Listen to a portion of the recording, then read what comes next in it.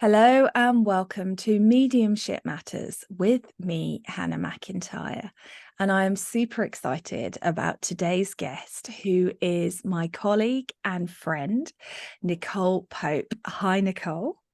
Hello, Hannah. Thank you so much for having me. So happy to be here. Thank you. Thank you for coming on. I'm really, really excited to talk to you. Now, I know you for a variety of different reasons, but mainly because you are a teacher on the Mediumship Matters School. And I know that your lessons have been going down a storm with all the students. I keep seeing all the feedback in your classroom. Everybody is loving it. But I don't actually know your story. So, how did you start your journey with mediumship? What got you involved in this? Ooh, good question. So I was not one of those people who saw spirit, felt spirit when I was little. That wasn't part of my journey. But what was super unique about me was that I was obsessed with mediumship shows. So even as a little girl, I would see the shows on TV, the ones with the person in the middle and they'd have everyone on the risers. Yeah. And like even at age 10, I was so drawn to these shows. And I grew up a Catholic, right? So I believed in heaven and the afterlife. And I just thought it was really boring. What happened when you went to heaven, right? Like it's just eternity and doing nothing. So it just made sense to me that the spirits would want to come back and visit their loved ones. So that was my initial avenue to understand what on earth are spirits doing. So I would watch those shows with such awe and such love. And even as a young girl, I would sob through every single one of those episodes that I watched. So that was the very beginning of my journey. I would say fast forward quite a few years. And right after I had my daughter, many, many years later, I had a colleague of mine that said, "Hey, you need to go check out this medium. It's this no-name medium up in Maine, which is a few hours away from where I live. And she's incredibly accurate. You need to go see her." So I'm like, okay, that sounds super cool. So I go and I book the appointment with her. And she has a year-long waiting list. So I'm waiting a year for this appointment. She has my first name, my phone number, and you pay by check at the end of the session. And I show up there a year later after a few hours drive. And to tell you the impact this 60 minutes had on my life, it was earth-shattering, because the information she told me in that one reading were so many different relatives that she pulled through, so many specific pieces of evidence, and it blew my mind. So I walked out of that session with that medium knowing without a doubt the spirit world was real, and they have awesome advice to give for all of their loved ones here still on earth. So that really just got me into the spiritual world and making me understand that there is a direct link for me and that I absolutely love this. And then fast forward 6 years later, my son is totally terrified of going upstairs and downstairs in my house. Terrified, will not do it by himself. He's 8 years old at this point. It's not really an age appropriate thing. He won't sleep without all of his lights on, and he sleeps under a blanket. So his head is under the blanket. So I finally get him to fess up that he can actually see spirit with his eyes, like wow. literal shadow people with his eyes in the room. So, if I didn't go that medium 6 years ago, I don't think I would have believed it at all. But instead, I was like, okay, they're real, they exist. Let me do a little research and see what I can do to make him not so terrified of being in our own house that he's lived in his entire life. Yeah. Obviously, a lot of fear mongering on the internet, right? Yeah. So there wasn't a lot of good research for me to find on the internet. I didn't really believe any of the fear-based tactics. But what I did was call this local medium that I went to, and she gave me some advice. Didn't really work, but that's a whole other subject. But she gave me some advice. And at the end of that advice, she was like, you can do this, right? And I was like, excuse me, what? And she's like, you're a medium. You can do what I do. Why don't you come? I have an 8-week class coming up. Why don't you come learn how to do it? I'll teach you how to do it. And I was like, yes, that sounds amazing. So I signed up for her class, and literally on day one, I was reading spirit. Yeah. It was crazy. It was crazy. So that was just a long time coming. I feel like spirit has been tapping me on the shoulder most of my life saying, hey, pay attention. I'm here. I'm here. And then until I had to go full mama bear mode, Yeah. when I really finally opened that door and let them in and learned it. So it's been a super fun journey. So your son is okay now? He is. He can So still see spirit. Yeah. how did you solve it? Um, when I was at the same time that I was in that 8-week class with my first mentor, I was teaching him at the same time. So I was teaching him how to shut it down, how to kick him out, how to set those spiritual boundaries. And I was also teaching him how to talk to them, because I was convinced these were just past loved ones. And he was to the point where he could actually ask them names, and he would hear the names in his head and tell me the names of all of these past loved ones in his room at night. And I'm like, well, that's your uncle. Here's a picture of him. This is what he looked like. So it was crazy. It was crazy. Oh my goodness, Mm-hmm. amazing. I also just want to draw attention for British listeners that you drove 3 hours to see a medium, because that's how people in England are like, you're in the town next to my town and that is a 15-minute drive. I'm not going to come and see you until you're in my town. And I'm like, for goodness sake. Whereas you guys, you go so far. And it was so funny because I remember sitting down at the very beginning of that mediumship session, and she's like, well, why are you here? And I'm like, I don't know. And she's like, no, but like, why are you here? And I'm like, I have honestly no idea why I'm here. I feel like I need to be here. I feel like I need to show up. So there was definitely something that pushed me to drive those 3 hours, which was amazing. I took the day off. It was wonderful. And do this reading. Yep. Incredible. I love it. And I know that mediumship is a big passion of yours. You're a very passionate teacher and wanting everybody to understand that it's there for them as well. What do you think makes a good medium? I'd say everything that comes from the heart. So I would say it's the integrity that makes a really good medium, because what sold me about my first experience with a medium was that integrity, that high quality of reading, and that ethics that came behind it, and being able to give that sitter a feeling that it's all about them, and here's the people, and here are the messages that they say. So I always try to take that with me into all of my client readings, because I want my clients to know that this reading is about them.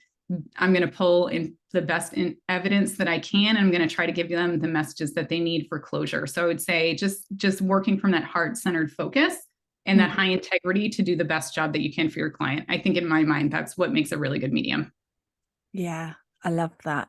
I will also venture forth, because I know you, that I also think that what makes a good medium is professionalism, which I know isn't like sexy fun sounding, but there you have always impressed me with your you approach it like it's a business. You have boundaries, ethics, the way you present, it's all part of it, which I think adds to it, as well as your heart-led healing stuff that's in there. It certainly makes me very happy as a Capricorn to see that kind of, unprofessionalism. And I know that you do your one-on-one readings, you do readings online, demonstrate in person and online.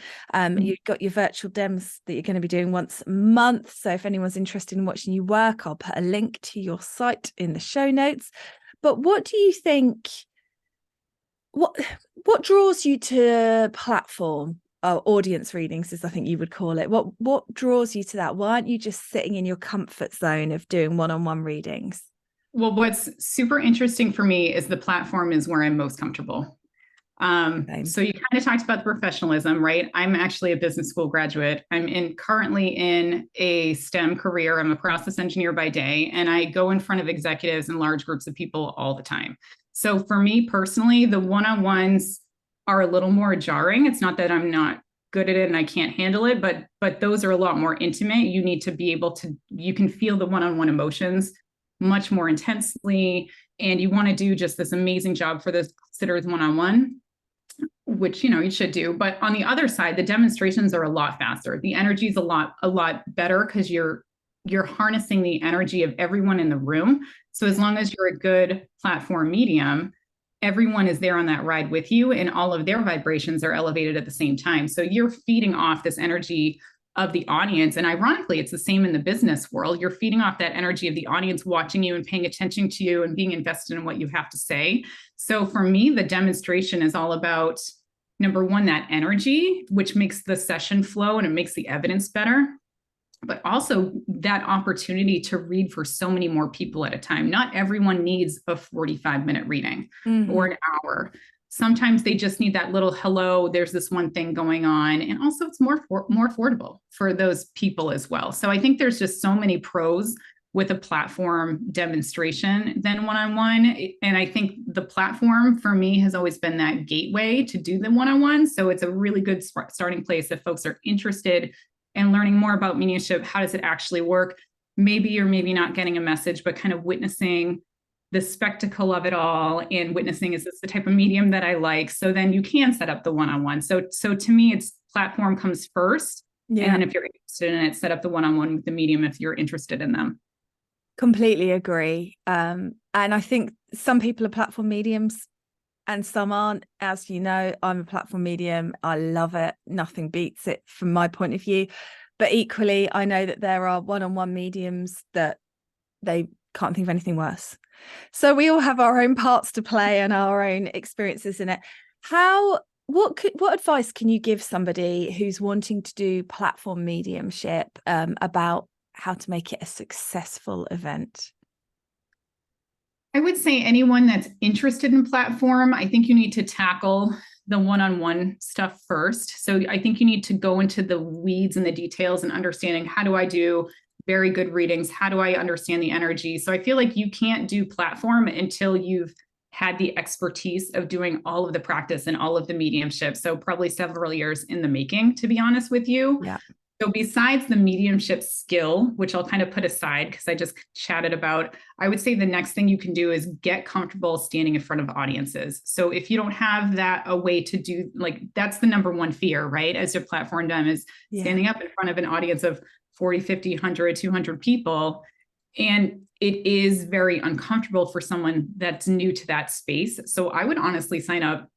I'm not sure if it's a thing in the UK, but Toastmasters, where it's public, it's groups that get together and do public speaking, and it's learning how to public speak together. And it's just taking those individual components that make a demonstration successful and finding these different avenues to get very good at it. So finding different avenues to do the public speaking, maybe maybe you need to understand how to use the technology and set up a microphone, because some venues don't come with that, right? Go buy it, go practice it, go take a class. So it's just kind of this combination of skill sets that you kind of need to learn one-on-one and then bring them all together for the demonstration. Yeah, absolutely. If you can't stand in front of a group of people and talk, you're certainly not going to be able to stand in front of a group of people and have the vulnerability of mediumship, because that's even harder. You don't know what you're going to say or how it's going to land or who you're going to work with or any of that stuff. So that's really, really good advice. I'm not sure if we have Toastmaster in the UK, but we certainly have drama groups, local drama groups and things like that, which are the same thing. It's learning to become a spirit and become an energy and channel all of that, or becoming a character. Same difference. Yes. I love that. So you're obviously very passionate about platform demonstrating. I completely agree with you. It's a really great way for people to just get a little taster. And mediums, like you say, are so different and individual, and that's really, really important. Now, I've seen you do platform live, and it is absolutely phenomenal to watch. Really, really exciting, because you are a great communicator, not just with the spirit world, but with the way that you share information. Do you feel like your corporate job got you ready for that? Oh, 100%. 100%. I have had to present in my corporate job, since day one. I've been working with executives since day one of my career. So being able to perform well under pressure and present information in the right way is something that I have learned over my very long corporate career. I've actually had to take several different classes on presenting for success. So yeah, it shows. It's so funny though, because spirit sends you all the things you need to be successful. So even though I come from a very, very different background in a data-based career, everything that I've done has led me up to being a successful platform demonstration medium, which is so funny. It's so funny. Agree. It is. When you look back, you would never have known this was the path, but when you look back, you can see it so clearly, can't you? All the little deeps and dives. I love it. I find that really interesting because I have conversations a lot with my friend Sue about this very thing, that, you know, she says, well, she was always a presenter. She was always talking to people. She understands language and how to use it. I obviously came from a drama background, so can get me off the stage whether you wanted to or not. You've got presentation experience, but I do think that is that calling to do this kind of work. And like you say, it is important because people come, and it is a good night, don't get me wrong, but they come not realizing how profound I think sometimes platform mediumship is going to be. So when you're doing your platform and everything like that, what do you wish that everybody in your audience knew? What piece of information would you give them before they started? I like to start out my demonstrations. I think it's pretty basic for most mediums, but for me, I like to explain how it works. I'd like to talk about the energy and how sometimes I can get the information wrong. So I want to make sure that they know not to be afraid to say no if something doesn't resonate. But most recently, it's just the biggest thing I think I want everyone to know is that if you're there in the audience, there is a reason that you're there in the audience. Just because you aren't the one getting the reading, it doesn't mean that you don't have things that you're going to take away from this. And I have to remind everybody over and over again in my demonstrations that there is a reason why I pulled this grandfather through. He was 82. He served in the military. He had a spouse that lives after him, and 10 people raised their hands from some of this evidence. And it's important to remind them that there's a reason that they gave me the information the way they did, because this is a little wink from spirit saying, these are all your grandfathers and they all want you to know that they're watching over you. So that's, I think, the biggest thing that I want everyone to take away is just because the reading's not for you, it doesn't mean you're not going to find value in it. And I want everyone to walk away with that sense of spirit is around them all the time, no matter who they are in the audience and whether they get the reading or not. Completely agree. It amazes me sometimes you call them winks, I call them little hellos, same thing, that they can bring, because it's so complicated and clever from spirit side, isn't it? That they know the bits of evidence that we're able to receive as mediums, but also the relevancy that will have in the audience. People often come up to me in the breaks, I'm sure they do with you as well, and they say, well, that might be for me. I couldn't take this and this, but I could take this, this and this. And you say, it wasn't for you because I know where I am, but that will be your loved one saying hello to you. And they're always like, oh, I think it's amazing. So clever. It's so true. It's so true. Yeah. So what about preparing for a one-on-one reading with you? What advice would you give somebody for that? The only thing I ask my clients to do is come open for the reading, right? Be open to receiving. So if you've had a death recently and you're hoping that person comes through, but you're still stuck in grief, probably not the best time to have a reading. But all I do is ask my sitters to just come ready and willing to receive whatever messages come through. But that's basically it. I'm sure that my clients and any mediumship clients are already nervous enough coming into these appointments and wondering who's going to come through, what are the messages that I'm going to receive. So my number one advice is just relax before the session. Don't worry about who's going to come through, because spirit is just so knowing and so present. They're going to know who needs to come through and what message you need to receive. So just relax, I think, is just the advice I'd give. I love it. I love it. So talk to us about, because I know that you love to share on your social media some of your like wow moments with the spirit. I love to watch them. Talk to us about some moments that you've had that have been like, oh yeah. Oh my goodness. There are so many. I think the thing that surprises me personally the most, and maybe I'll circle back into what happens in the reading, is after my readings, spirit always loves to give me these winks as like, thank you. I take them as thank you. You might interpret them differently, but after I do readings, I will always see little winks from spirit to help me know that I did a good job and I gave the message that I was supposed to give. And that is by far the coolest thing about being a medium for me, besides obviously helping my clients, but being able to walk away the next day and see, talking to a cat on an evidential mediumship reading. And then the cat's talking about how the cat's always been held his whole, like picked up, like put everywhere, like always picked up. And then the next day on social media, I'll see an image of a cat that's like picked up, like there's something weird about the energy there and how spirit likes to bring in these validation afterwards. There have just been so many, Hannah, in terms of the readings, and what has blown my mind, to be honest with you. But I think the ones that blow my mind the most are, I got one.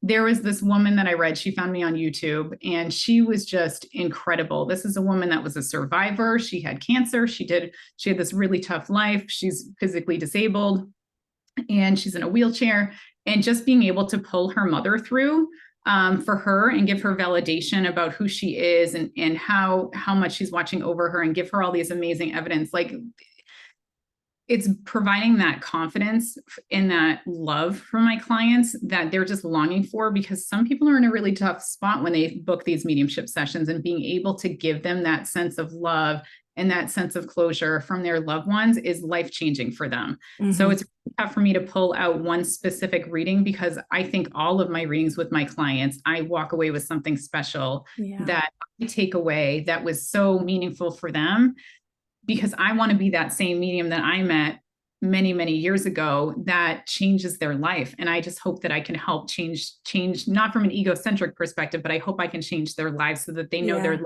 supported and their loved ones are still alive on the other side.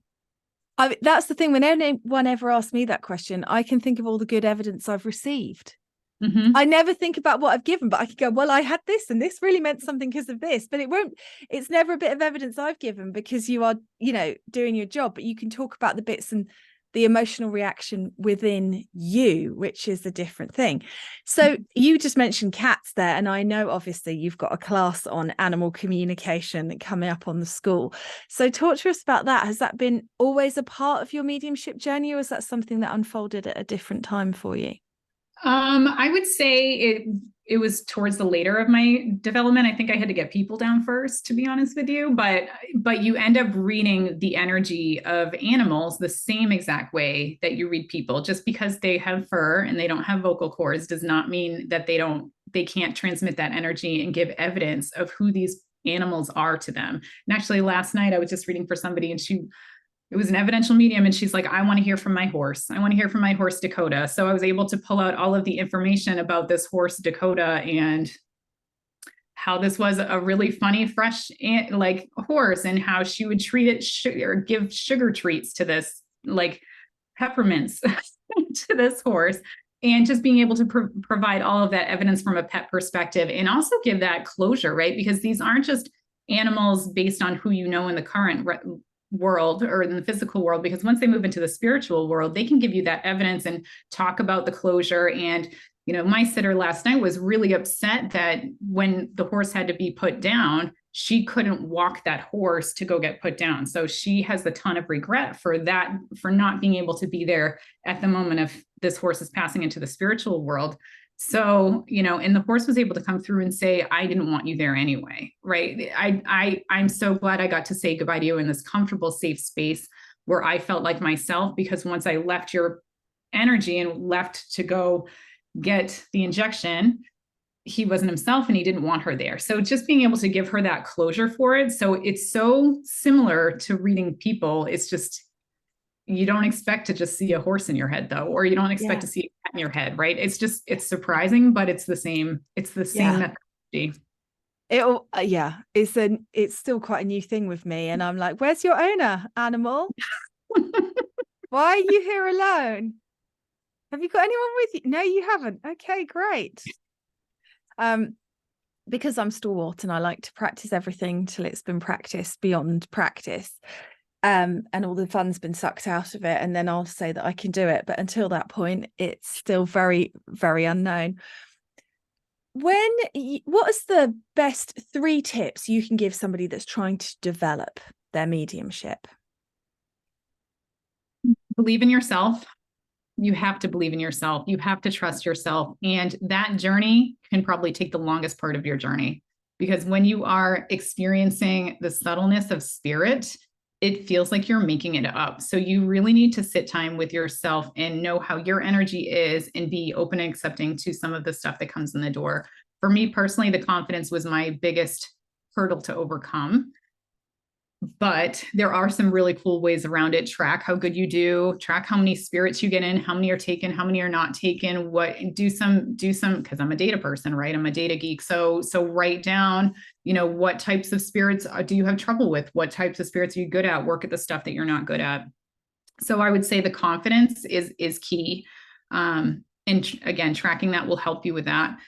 Number two, and this was not something that was me during my mediumship journey, but I did it before the mediumship journey because I experienced this later in life, but you need to work on yourself and your shadows because there are so many things in the spiritual world that are triggering. And you mentioned professionalism. You need to show up to your clients as your best self. You need to essentially put you and your ego aside for all of your clients. So if you are not in the mental space to be able to push down your triggers and put them to the side, because it's not about you, it's about your sitters, you will struggle with this. So that would be the second one, is deal with your demons, your inner demons and your traumas. And number three, have fun. Have fun. The spiritual world doesn't exist when you are down in the dumps and beating yourself up all the time. So you need to remember that this is fun. And the spiritual world is funny, right? Like they are just this ball of fun. They want you to have a good time. They don't want you to show up like this is a corporate 9-to-5 job and be miserable every single day doing this job. Agreed. So you need to come into all of your practice sessions, all of your readings with your sinners, like in a good mood, with highest potential and feeling good about yourself, and laugh in these sessions, because it is a chance for not only for you to reconnect with your past loved ones and your sitters' past loved ones, but it's also this opportunity to create some more memories as well. And you can't do that if you're kind of in this depressed state and taking everything too seriously. So I'd say those are my three biggest things that I would say I love it. to work on. Yep. Good. How do you manage to keep that lightheartedness when you're dealing with something that is very, very tragic? Like, the ones that spring to my mind are a baby that passes or someone that has taken their own life. How do you navigate that? Well, it's really interesting because spirit helps navigate that for me. So spirit will always have this roller coaster of emotions during every single reading. So they'll come in, it'll be happy, it'll be sad, you'll be laughing. And oftentimes they all happen after one another to make sure that the energy flows the right way. Because if you say too many negative things at once, the vibration goes down, right? And then it's difficult to read. So I let spirit guide me through each of my sessions with my sitters. But also I always keep the perspective that what I'm doing is a service to my clients. They actually came to me because they had a need. And it may be a very difficult circumstance, but they need to heal. They need to connect. There's something about why they're here and why they want to talk to their past loved ones. So for me, I always like to spin the need from, this is really depressing, I'm going to pull through your ex-boyfriend that committed suicide, to I'm going to give you closure so that you can take that memory of him and bring it with you and know that he's with you and loves you, and you can take that healing and move forward in your life. So I don't think about the past. I think about the opportunity and the potential of the sitter in the future, and making sure that I'm pushing them towards what's going to be their highest and best self in the future. I love that. I love it.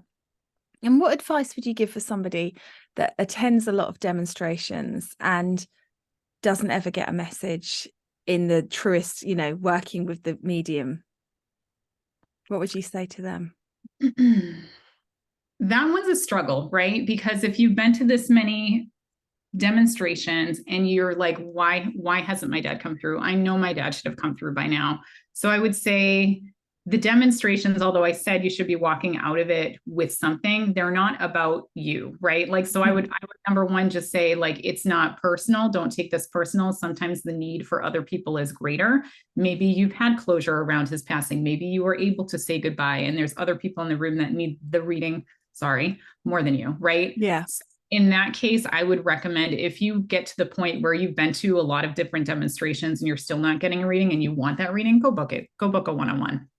Like, there's no way around it. You can keep going to dems and it's like gambling, right? Are you going to win? Nope, not guaranteed to win, but keep going if you want. But I would say in that case, just take your money that you're spending on these demonstrations and put it towards a one-on-one. And then you can really get into the weeds of what you want to talk about, what you want to uncover. And then, like, super, super added bonus, you can probably pull in 1 or 2 spirits, right? Yeah. And even more messages than the 10 minutes or 7 minutes that you get in a demonstration. For sure, for sure. Mm-hmm. I know that's always one of the things that I get asked the most at Dems. And I think people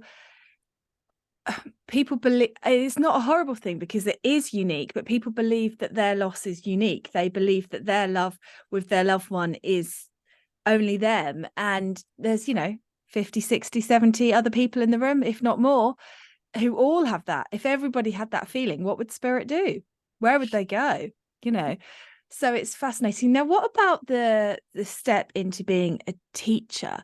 What advice have you got for people because one of my things I'm always talking about on the poddy is people setting up circles. We need good circles. We need unaffiliated circles. We need circles where people are, just experimenting. What advice would you give people that are feeling the call to step into their teacher power, but are fighting it a bit?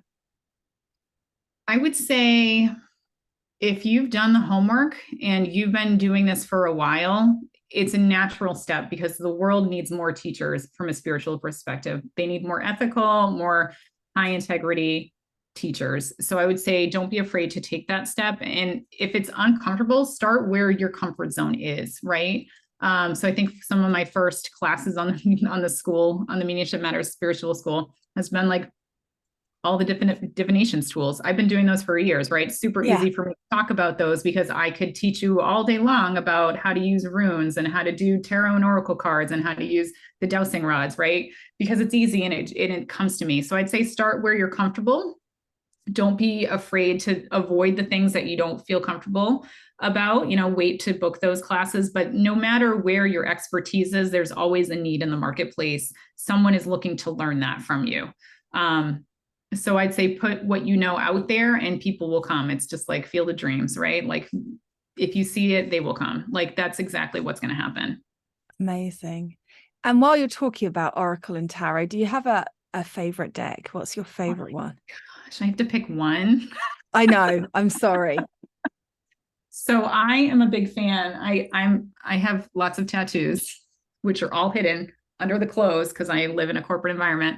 But I really love the tattoo tarot. That one really, really resonates with me. And then my favorite oracle that I do for probably myself, because what I use for my sitters is different than myself. I really love the Cosmo Visions oracle deck. It's green. It's this green one right here on the screen if you're watching the video. But it's just such a cool, the whole basis of this deck is it takes the tarot, but it flips it. So it's instead of it starts with the Fool, it starts with death. And this is the life in between your lifetimes. So all of the different 78 tarot cards, they kind of flip them on their head and say, this is now your journey in the spiritual world before you get reincarnated again. So it's such a cool deck. There's so many vivid pictures and things to look at. I highly recommend it. And that's the Cosmo Visions. Cosmo Visions. Yeah.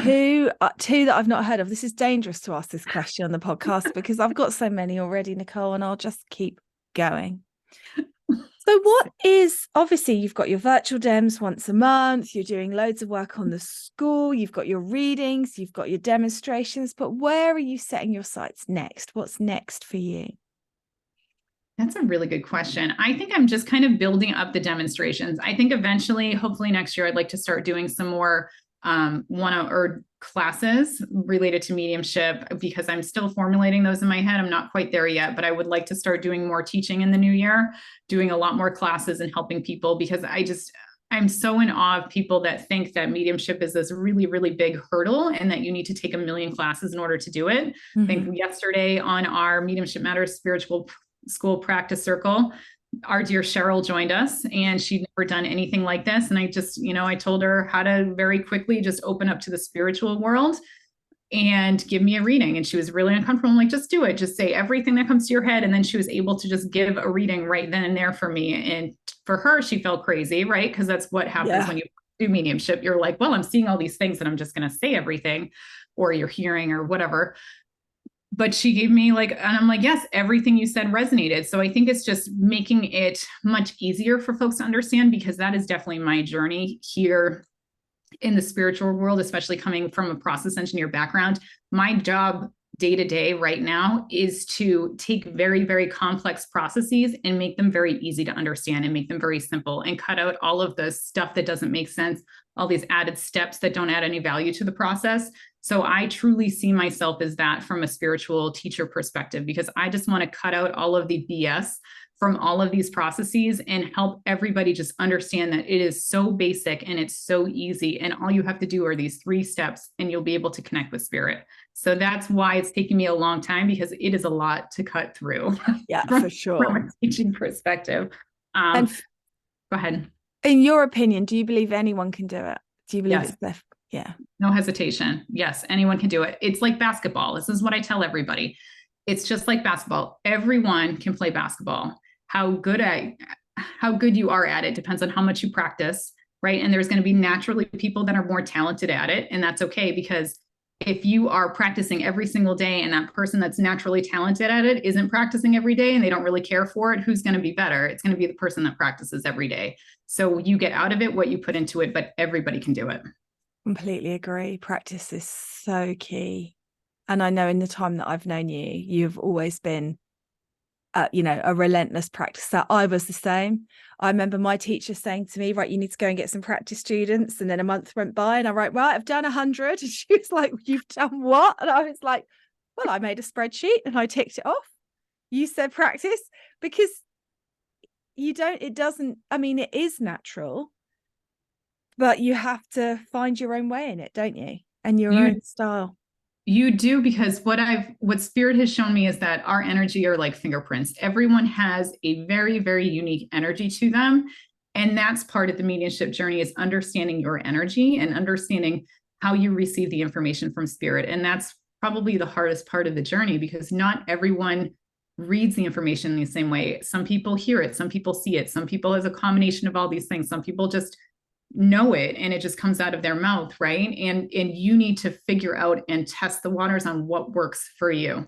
So don't think that other people are doing it better than you. It's just that they've honed their craft and they know where their energetic sweet spot is to get the right information. Love it. I love it. Thank you so much for coming on and chatting to everybody. It's been amazing. And I know the students are going to love to listen to this. And like I said, I'll put a link to your website so everyone can follow you on your socials and watch all your monthly virtual dems and all of that stuff that you've got going. And it's been great to chat. Thank you.